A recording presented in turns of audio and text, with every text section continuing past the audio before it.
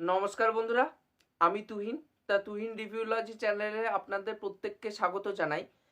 এখন কথা বলবো ভারুণ ধাওয়ানের যেই সিনেমাটা আপকামিং আসতে চলেছে, যেটা এতদিন আমরা VD18 বলে জানতাম, সেটার আজকে অ্যানাউন্সমেন্ট টিজার ইউটিউবে ড্রপ করা হয়েছে দুপুরের দিক করে।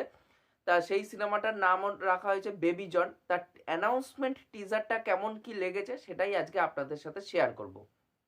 দেখুন, এই টিজারটা না জাস্ট অসাধারণ লেগেছে। তার আগে বলে দিই যে এই সিনেমাটা কিন্তু অ্যাটলিস্ট সেকেন্ড সিনেমা ছিল থেরি, যেটাতে ভিজাই ছিল, তালাপাতি ভিজায়, সেটারই রিমেক করা হচ্ছে। এবার অ্যাটলি ডিরেক্ট করবে না, অ্যাটলি জাস্ট প্রেজেন্টার হিসাবে থাকবে, ক্রিয়েটিভ ডিপার্টমেন্টটা সে দেখবে। অ্যাটলি যে অ্যাসিস্ট্যান্ট ছিল সে এই সিনেমাটা পরিচালনা করবে, তার নাম হচ্ছে ক্যালিস।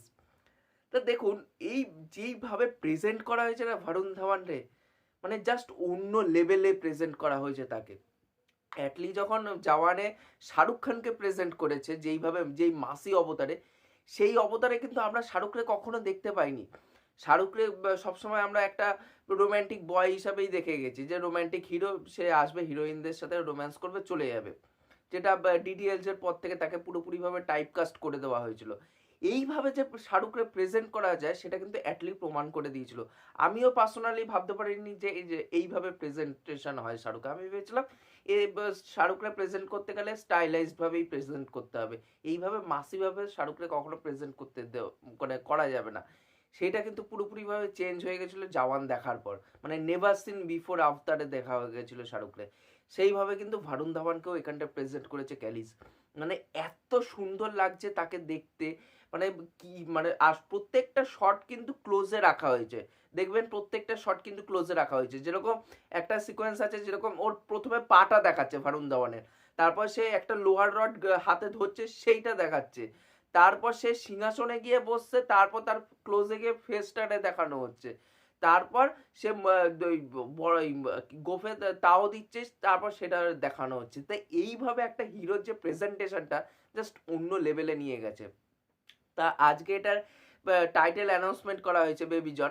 তাই এটা কিছুদিন আগে সোশ্যাল মিডিয়াতে যে জানা যাচ্ছিল, যে সোশ্যাল মিডিয়ার মাধ্যমে, যে এই সিনেমার নাম সম্ভবত বেবি জন হবে, বা অন্যান্য পত্রপত্রিকা, যে বলিউডের যারা বিনোদন মিডিয়াগুলো দেখে, বিনোদন মিডিয়া হাউস, তারাও বলছিল যে এই সম্ভবত বেবি জন নাম হবে সিনেমাটার।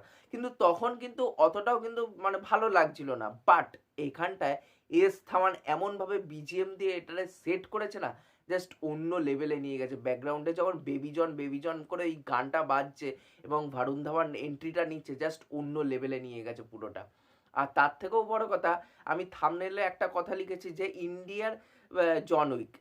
কেন বলেছি এটা হচ্ছে সব থেকে মানে ভালোভাবে আপনারা বুঝতে পারবেন।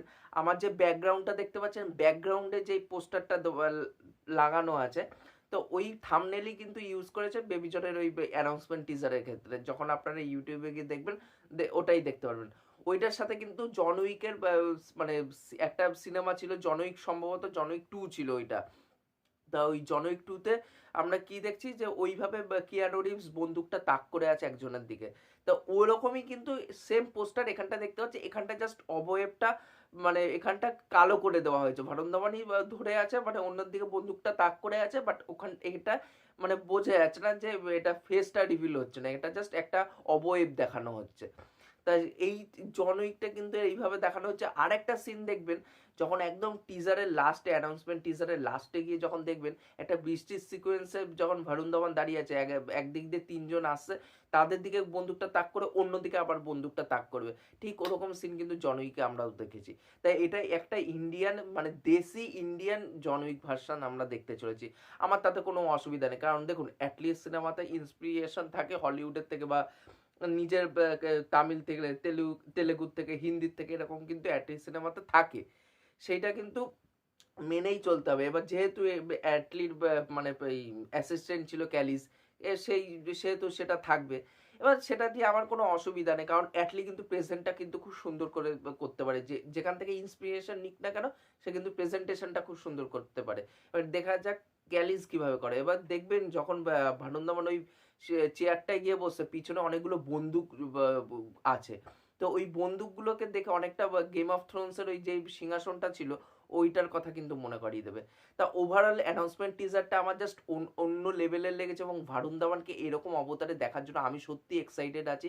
এটা যতই থেরি রিমেক হোক না কেন, আমি চাইবো যে এই সিনেমাটা এই থেরির থেকে একটুখানি গল্প কিছুটা চেঞ্জেস করা হয়, হুবহু ফ্রেম টু ফ্রেম রিমেক হবে না বলে আমার যেটা মনে হচ্ছে। ওভারঅল টিজারটা আমার দারুণ লেগেছে। আপনাদের কেমন কি লেগেছে এই অ্যানাউন্সমেন্ট টিজারটা অবশ্যই নিচে কমেন্ট করে জানাতে ভুলবেন না। আর এই ভিডিওটি ভালো লাগলে অবশ্যই লাইক শেয়ার সাবস্ক্রাইব করে দিয়ে যাবেন, তাহলে মোটিভেশন পাবো আগে নতুন নতুন ভিডিও বানানোর জন্য। এখনকার মতো টাটা, বাই বাই।